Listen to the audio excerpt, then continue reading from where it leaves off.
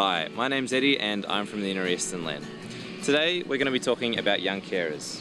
Now, young carers are people aged up to 25 years old who help out a friend or family member with an illness, a disability, a mental health condition, who's frail aged or has an alcohol or drug problem. Now, young carers, there's up to 3 in every classroom across Australia, and they can face issues in maintaining their education, finding and maintaining a job, as well as their own mental health and much more.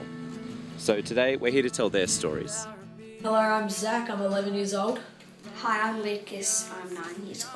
We care for our younger brother Harry, who has a Down syndrome and a bowel condition. Satch Meadows, and I'm 17, and I care for my mum, Kerry Meadows. My name is Crystal Wilson. I'm 16 years old and I care for my mum, Chrissy. I became a carer ever since Harry was born 10 years ago. Yeah. So it's a pretty important role. Yeah, indeed. And I became a carer since when I was born. I probably became a carer when I was about 14. My mum was diagnosed with MS when I was 7, but when I was 14, she went to do chemo and stem cell replacement because she couldn't walk. In 2009, my mum was diagnosed with breast cancer. I ended up taking a fair few weeks off school to be up in Sydney with her. Back and forward to the hospitals, being told what treatment my mum was getting, how often she'd be away. I would go and get her from the hospital. I was in an apartment on my own. I'd go and get her coffee. I'd have to take care of her and sit there, and that was sort of my first caring role. I've never thought of myself or anyone like us different to other people. No, I don't think we're different to other people because some other people are carers and they would think that they're the same as us, so It's just our normal. Sometimes it's kind of like, it's not really a thing you think about a lot, but it's sometimes when you have to make decisions that general people wouldn't have to make in their lives, not even just other kids your age, it's more just people in general who wouldn't have to make these kind of decisions. That's when you really feel different, but it's not a bad thing.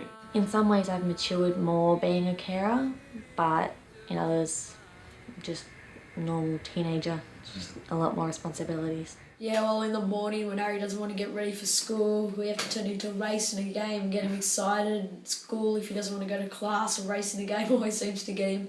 yeah, so like after school, I might help him with his homework if he doesn't want to do it. Yeah. I might say, oh, come on Harry, let's go and do athletics.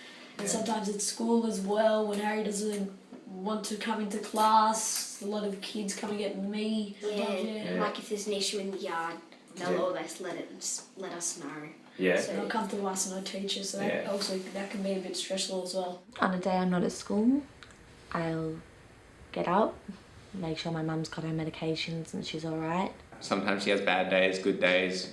On a bad day, she probably won't be able to get up from her bed, and I'll have to help her out if she's willing, or she'll be asleep for a long period of time. Make some food, get whatever work is needed to be done. Sort out the dogs, get them food, sort out the dishes, sort out the garbage, every sort of normal thing. Just spend some time with my mum and make sure every day is spent to its fullest. And, on a good day, it's almost like she's just a normal person. Sometimes, you have to watch out that she's not overdoing it because she still gets very fatigued.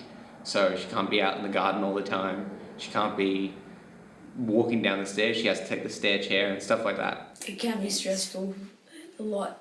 Yeah. Yeah, like if he's not listening, Yeah. and we can get really stressed. And he doesn't want to, Sure.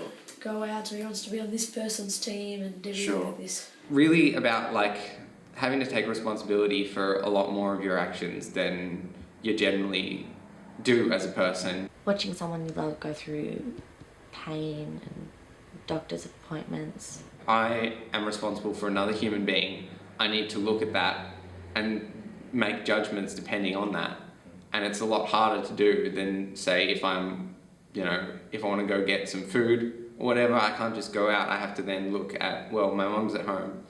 Is she going to be okay? Sometimes he can get a bit frustrating, and I do get a bit angry, but he always seems to cheer you up somehow.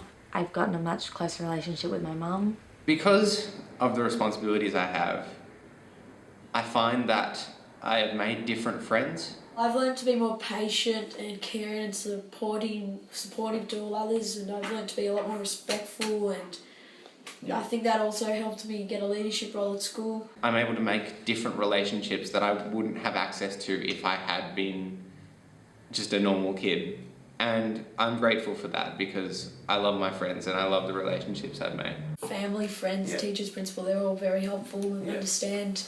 Most of the time people they ask me to explain my role or how I care for my mum or what's wrong with her. Sometimes it's kind of hard to keep that a secret because you don't really want to tell your teachers and your boss, under that role, you don't really want to tell them that anything's different, but it's kind of like, it's just a thing that you live with every day and they need to know that because sometimes, yes, you will need to look after your mum and sometimes that might not suit them, but they need to know why.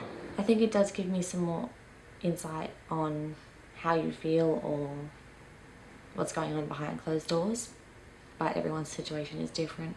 But it's not really because of my caring role, it's because of the support services I've received. And that's allowed me to say, look at myself and realise, hang on, these are the things that are helping me. These are the things that could be helping you if you don't have these supports in place. Organisations like Young Carers, counsellors, friends, family. It's really hard to say that there's one service out there that's better than the others. It's more, you just have to find one thing and all of a sudden everything's open to you. I think it's just speaking to people that you trust and to know what it's like. I think that's the best. Retreats. Just getting away for maybe a week or so just to relax and regenerate. So I want to be a primary school teacher because I think that it's more about the fact that I know all of this stuff. I know a lot more than I should at my age, and I feel like I can really shape the way children learn. When I finish my education, I'd like to go on to study to be a youth counsellor and help youth with more of the issues that aren't addressed. Oh, I love playing basketball and I was a really basketball player. Oh, fantastic. And I want to be a police officer. Oh, is that because you're so caring? Because of being a carer and because of being a person, being a good human being. I like being in charge and being the boss and being a police officer, and I like arresting people. I'm passionate about young carers because I grew up as a young carer for my younger brother and more recently my mum. But most importantly because I believe that every child deserves a childhood, and I think that young carers miss out on their childhood, which isn't fair.